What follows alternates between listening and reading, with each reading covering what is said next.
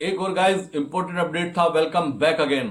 बात करने वाला हूं इस वीडियो में एफआईज के डेटा के बारे में।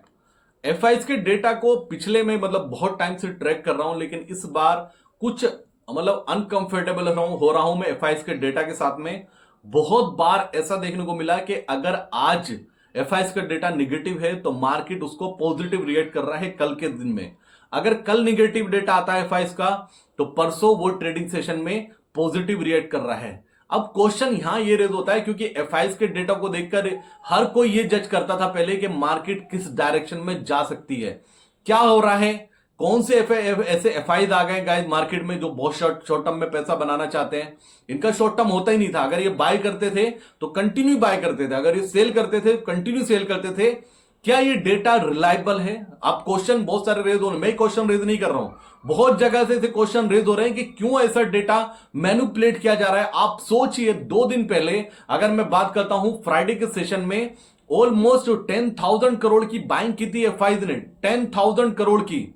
ऐसा क्या हो गया कि मंडे के सेशन में वो सेलिंग करके भाग गए? अगर ऐसा क्या हो गया ट्यूसडे के सेशन में कि एक बड़ा नंबर आज का भी आ चुका है, ठीक है ना, सेलिंग का, तो अनएक्सपेक्टेड हो रहा है, ठीक है ना, पूरा मैनिपुलेशन चल रहा है। मैं क्या बोलूं, कौन ऐसे चला रहा है मार्केट को नहीं समझ आ रहा, बहुत कंफ्यूजन है। क्या रीजन है इतना वोलेटाइल करने का कि एफआईज का, अगर एफआईज की सेलिंग भी आ रही है, पहले मार्केट ऐसे नहीं गिरता था। आप भी इतने टाइम से ऑब्जर्व कर रहे हैं मार्केट को ऐसा कभी नहीं हुआ कि फ्री फॉल चलता जा रहा है। चलो कभी कभी समझ में आ गया, लेकिन अब ये हो रहा है on on basis, daily basis पे। 100 पॉइंट तो कुछ लगता ही नहीं निफ्टी में। कब 100 पॉइंट निकल जाएगा, कब 100 पॉइंट रिकवर कर जाएगा, पता ही नहीं चलेगा। इतना इतना वोलेटाइल करने के पीछे का रीजन क्या है? मुझे ऐसा लगता है इनका टारगेट रिटेलर है, ठीक है ना, एफआईज, ये सब मिलकर जितनी बड़ी बड़ी संस्थाएं हैं इस मार्केट से रिटेलर को दूर करना चाहते हैं, ठीक है ना। वो सेव नहीं करना चाहते। होता है ये बोलते हैं सेव भी सेव करना चाहती है। गाइस क्या सेव करोगे आप? ये सेव करोगे कि आपने लोड साइज बढ़ा दिया तो आप सेव कर लोगे, ठीक है ना, मार्जिन बढ़ा दिए तो आपने सेव कर लोगे। आप इतना वोलेटाइल मार्केट हो रहा है, आप उस पर ध्यान नहीं दे रहे। कौन इतने ऑपरेटर हैं, कौन इतना वोलेटाइल कर रहा है, कैसे ऐसे फ्लो में पैसा आ रहा है कि फ्लो में ट्रेड हो रहे हैं, कौन इतने बड़े बड़े एल्गो ट्रेड कर रहा है कि रिटेलर ने कोई पोजीशन बाय की और वो रिटेलर की प्रॉफिट में पोजीशन वो बेचने जा रहा है, वो सेल करने जा रहा है, तो प्राइस उसका माइनस में आ गया। ये जाने कितनी बार हो चुका है, या आपने भी ऑब्जर्व किया होगा, मैं भी ऑब्जर्व कर रहा हूं। आप खुद सोचिए। अब पहले क्या होता था, इतने बड़े बड़े वॉल्यूम्स नहीं होते थे, ठीक है ना। अगर मैं ओआई देखता हूं किसी भी लेवल पे जाके, अभी करंट की बात करता हूं 24,500 का पुट, 24,450 का पुट, 24,400 का पुट, 24,300 का पुट, 350 का पुट, इन सबको मिलाकर अगर मैं टोटल ओआई देखता हूं तो ऑलमोस्ट 3 करोड़ शेयर खड़े हैं। 3 करोड़ जो पुट राइटर है, पुट बेचकर बैठे हैं, जो ये सोच रहे थे उनको प्रीमियम रिसीव हो जाएगा, वो कहीं ना कहीं ट्रैक हो चुके हैं, वो ट्रैप हो चुके हैं, उनकी पोजीशन ट्रैप हो चुकी है। मार्केट उनको इतनी आसानी से एग्जिट नहीं देगा। वो एक्सपायरी परसों है, ठीक है ना। जब वो उसको कवर करने जाएंगे मार्केट तेजी से गिरेगा, गिरने के बाद उसका प्रीमियम पुट का बहुत तेजी से शूट अप होगा और वो प्रीमियम हाई पे कवर कराएंगे। और जब ये एक्सपायरी हो जाएगी ना, मैं एक बात आपको और बताता हूं, एक एक्सपीरियंस और शेयर करता हूं। फॉर एग्जांपल हम खड़े हैं 24,350 पर। अगर ये एक्सपायरी तक मार्केट में बाउंस नहीं आता है, ठीक है ना, मार्केट गिरती रहती है, कंटिन्यू गिरती है, और एक्सपायरी के 3:20 पर डाउ जोन्स माइनस में हो 500 पॉइंट्स, ठीक है ना, ग्लोबल मार्केट बुरी तरह गिरा हुआ हो, आप 3:20 पर थर्सडे के दिन, एक्सपायरी के दिन, जितनी कॉल बाय कर सकते हैं नेक्स्ट एक्सपायरी की, उतनी कॉल बाय करके जाना। ग्लोबल कुछ भी हो रहा होगा, आपको मार्केट 100 से 150 पॉइंट गैप अप खुलता हुआ नजर आएगा फ्राइडे के सेशन में एनी हाउ।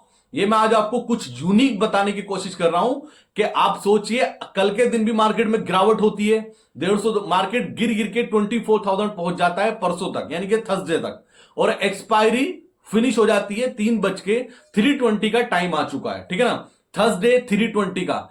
अगर निफ्टी 24,000 के आसपास है और ग्लोबल मार्केट में भूचाल आया हुआ है, कितनी भी निगेटिव क्यों ना हो, आप अपना 100% कैपिटल यूज करना और नेक्स्ट एक्सपायरी की कॉल बाय करके जाना। गाइस मैं इस बात को श्योरिटी के साथ 90% रेशियो के साथ श्योरिटी के साथ मैं आपको बोलता हूं कि फ्राइडे के सेशन में मार्केट आपको गैप अप होता हुआ नजर आएगा। ये एक अपने बड़े एक्सपीरियंस में से एक छोटे एक्सपीरियंस का पार्ट मैं आपसे शेयर कर रहा हूं कि पूरे वीक मार्केट गिरा है, निगेटिव रहा है और एक्सपायरी भी निगेटिव होती है। तो मंडे के फ्राइडे के सेशन में अननेसेसरी आपको 100 से 100 से 150 पॉइंट का गैप अप आपको निफ्टी में होता हुआ नजर आएगा, चाहे एफआईएस का डेटा कितना भी निगेटिव हो, चाहे ग्लोबल कितना भी निगेटिव हो। ये याद रखना, एक अच्छा पैसा बनाने का ये भी एक तरीका होता है। लेकिन क्या है प्रॉब्लम, क्या है रिटेलर की? रिटेलर को सब कुछ करना है लेकिन वेट नहीं करना है, ठीक है ना।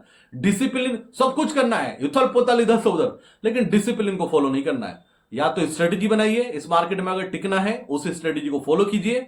अगर स्ट्रेटेजी नहीं बना सकते हैं तो अपने लेवल्स का कम से कम वेट करना सीखिए। अगर नहीं करेंगे तो जितना भी कैपिटल लाएंगे ना गाइस, लास्ट में देखेंगे मंथ में वो जीरो होगा और फ्रस्ट्रेशन का लेवल सर के ऊपर से निकल जाएगा। पर्सनल और प्रोफेशनल लाइफ दोनों फिनिश हो जाएगी। इतने डिफिकल्ट टाइम में पहुंच जाओगे जहां पे फ्रस्ट्रेशन में आगे सिर्फ मार्केट को गाली बकोगे, अपने नसीब को गाली बकोगे और अपनी लाइफ से और अपने आप से नफरत करने लगोगे। बहुत डिफिकल्ट फेस में एक टाइम पे आप पहुंच सकते हो। अपने आप को वहां मत लेके जाइए, पॉजिटिव रखिए, अपने लेवल्स का वेट कीजिए, डिसिप्लिन को फॉलो कीजिए। मैं बार बार बोलता हूं, कोई स्ट्रेटेजी पर आप काम कर रहे हैं ना, वो फेल हो रही है, आपको लॉस हो रहा है, आपको हैप्पीनेस के साथ उसको बुक करना चाहिए, क्योंकि आप किसी काम पर टाइम दे रहे हैं, अपना एक्सपीरियंस लगा रहे हैं, उसको डिजाइन कर रहे हैं अपने हिसाब से कि आने वाले टाइम में ये मुझे बड़ा प्रॉफिट देके जाएगी ही जाएगी। तो ये पूरा अपडेट था। एफआईएस के डेटा को लेकर बड़ा कंफ्यूजन है गाइस, मुझे तो समझ में नहीं आ रहा है, बहुत ज्यादा कंफ्यूज करके रखा है। कुछ नया होगा डेफिनेटली शेयर करूंगा। वीडियो अच्छी लगी हो तो लाइक कर देना, शेयर कर देना, सब्सक्राइब कर लेना चैनल को। लास्ट में जय हिंद दोस्तों।